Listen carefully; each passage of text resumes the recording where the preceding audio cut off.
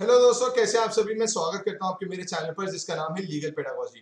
दोस्तों, static GK की series को कंटिन्यू रखते हुए आज मैं आपके साथ दोबारा कुछ इंपॉर्टेंट क्वेश्चंस को डिस्कस करने वाला हूं ऑन दिस पर्टिकुलर टॉपिक। क्योंकि स्टैटिक जीके काफी वास्ट है, तो मेरा काम यह है कि इस सीरीज के थ्रू मैं आपका बर्डन थोड़ा कम कर पाऊं और हम इंपॉर्टेंट क्वेश्चन को कवर कर पाए with regard to static GK. तो आइए शुरू करते हैं इस वीडियो को। दोस्तों, पहला क्वेश्चन है कि with which of the following movements Gandhi ji was not associated. तो Gandhi ji was not associated with Swadeshi movement. Swadeshi movement launch किया गया था इन द ईयर 1905, तो इसके साथ गांधी जी एसोसिएटेड नहीं थे। अगला है कि क्या मेन रीजन था जिसकी वजह से साइमन कमीशन को बॉयकॉट किया गया था। गो बैक साइमन के नारे भी लगे थे। तो रीजन था कि उसमें जो भी मेंबर्स थे वो सारे इंग्लिश थे, मतलब इंग्लिश मैन थे, कोई भी इंडियन उसमें इंक्लूडेड नहीं था। और साइमन कमीशन हमारे देश में आया इन द ईयर 1928, मुंबई में आया था इन द ईयर 1928।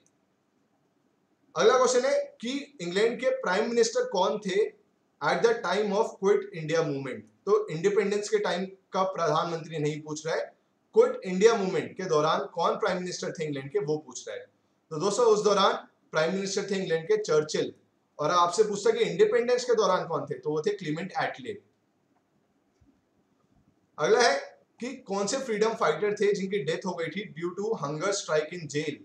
आपको याद ही होगा कि आपने मूवी देखी होगी अगर कि जब हंगर स्ट्राइक पे गए थे सभी स्वतंत्रता सेनानी, जिसमें भगत सिंह जी भी थे और बाकी लोग भी थे, तो उनको सही से खाना नहीं दिया जा रहा था, उनकी डिमांड्स फुलफिल नहीं की जा रही थी, तो हंगर स्ट्राइक रखी गई थी और वो काफी समय तक हंगर स्ट्राइक चली और उसी दौरान जतिन दास जो फ्रीडम फाइटर थे उनकी डेथ हो गई थी। और आई गेस 64th डे था जिस दिन हंगर स्ट्राइक का, जिस दिन उनकी डेथ हुई थी। अगला क्वेश्चन है कि जलियांवाला बाग हत्याकांड जो हुआ था अमृतसर में, वो किस डेट को हुआ था। तो दोस्तों, वो हुआ था ऑन 13 अप्रैल 1919। ये बात आपको याद रखनी, इंपॉर्टेंट डेट है।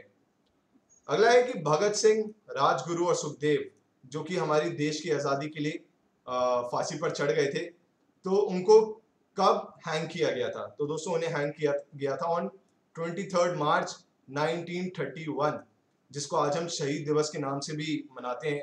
तो इतनी यंग उम्र में, इतने नौजवान होते हुए भी उन्होंने देश के लिए इतने बड़े बलिदान दिया था। पर शायद उस आज़ादी के लिए तो नहीं दिया था कि हिंदू मुसलमान हमारे देश के आपस में टकराएं, इसके लिए उन्होंने आज़ादी की लड़ाई नहीं लड़ी थी। यह इसलिए भी नहीं लड़ी थी कि हमारे देश में ऐसा कभी वीआईपी कल्चर होगा जिसमें कुछ चंद नेता मौज करेंगे और बाकी जनता गरीबी से मरेगी। या फिर इसलिए भी नहीं किया था कि कोई बच्चा पैसे के अभाव के कारण शिक्षा से वंचित रह जाएगा। उन्होंने तो जो कुर्बानी दी थी, बलिदान दिया था, वो इसलिए दिया था कि हमारा देश आजाद होकर एक नए विकास, एक नई प्रगतिशील देश का एक नींव रखी जाएगी। तो ये तो चलिए थोड़ी अलग बात थी। और आप हमारे तिरंगे को भी देखते होंगे तो इसमें केसरिया रंग भी और हरा रंग भी है। और केसरिया जो कि हिंदुओं का प्रतीक माना जाता है, हरा रंग जिससे मुसलमान धर्म को एसोसिएट किया जाता है। तो तिरंगा भी इन तीनों के सम्मिलित होने से ही बना है हमारा। अगला है कि Indian National Army which was revived by Subhash Chandra Bose, उसको कहां पर रिवाइव किया गया था। तो इंडियन नेशनल आर्मी को जो उसके फाउंडर थे वो थे मोहन सिंह, और उसको रिवाइव किया गया था by Subhash Chandra Bose in Singapore. अगला है कि इंडियन नेशनल कांग्रेस के प्रेसिडेंट कौन थे during the time of partition. जब देश का विभाजन हुआ था तो उस दौरान इंडियन नेशनल कांग्रेस के प्रेसिडेंट कौन थे। तो उस दौरान प्रेसिडेंट थे जेबी कृपलानी।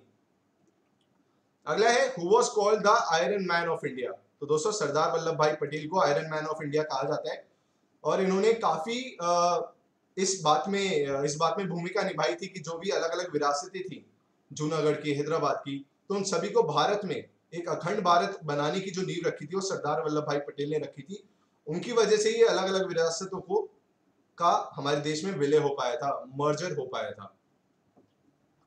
अगला है इन विच ईयर वाज द स्वराज्य पार्टी एस्टैब्लिश। तो दोस्तों, स्वराज्य पार्टी एस्टैब्लिश की गई थी इन द ईयर 1923। सीआर दास, चित्तरंजन दास और मोतीलाल नेहरू ने मिलकर इस पार्टी को एस्टैब्लिश किया था। अगला है कि रिजर्व बैंक ऑफ इंडिया को किस ईयर में नेशनलाइज किया गया। तो रिजर्व बैंक ऑफ इंडिया को नेशनलाइज किया गया था इन द ईयर 1949। आपसे पूछे कि कब एस्टैब्लिश हुआ, तो एस्टैब्लिश हुआ था इन द ईयर 1935। और अभी इसका जो हेडक्वार्टर है, जहां पे प्रेजेंट है, वो है मुंबई। अगला है कि बैड लोन्स होते हैं जैसे कि मेहुल चौकसी या बाकी लोग जिनको लोन दे दिया जाता है बैंक द्वारा और वो वापस नहीं करते हैं, भाग जाते हैं देश से, तो उसको बैड लोन्स कहा जाता है। और बैंकिंग की टर्मिनोलॉजी में बैड लोन्स को कहा जाता है एनपीएस, नॉन परफॉर्मिंग एसेट्स। तो ये बात आपको याद रखनी है। अगला है when was the national bank for agriculture and rural development form. NABARD जिसको कहते हैं, वो एस्टैब्लिश किया गया था इन द ईयर 1982 और इसका हेडक्वार्टर है मुंबई में। तो ये बात आपको याद रखनी है, ये पूछा जा सकता है। अगला है कि वो कौन सा प्लैनेट है जहां पर एक गैनीमेड नाम का मून है। Name the planet that has moon called Ganymede. Ganymede या गानीमेड जो भी इसको कहते होंगे, तो वो प्लैनेट है जुपिटर और इसी मून को लार्जेस्ट मून भी माना जाता है। अगला है which of the following planet of the solar system has least mass. तो दोस्तों मरकरी का लीस्ट मास है इन द सोलर सिस्टम। अगला है which of the following is the most abundant metal on earth crust. Earth की crust पे सबसे ज्यादा अबंडेंट मेटल है एल्यूमिनियम। तो ये बात आपको याद रखनी है। अगला है which mountain range separates Asia from Europe. तो दोस्तों यूरल्स नाम की माउंटेन रेंज सेपरेट करती है एशिया को यूरोप से। अगला है कि Nanda Devi biosphere reserve it is located in. तो दोस्तों Nanda Devi biosphere reserve located है उत्तराखंड में। तो दोस्तों ये थी स्टैटिक जीके की सीरीज की अगली वीडियो जो मैंने आपके साथ शेयर करी। आपको अगर मेरी मेहनत पसंद आ रही है तो चैनल को सब्सक्राइब करना मत भूलिएगा और वीडियो को भी लाइक जरूर कर दीजिएगा। Thank you so much.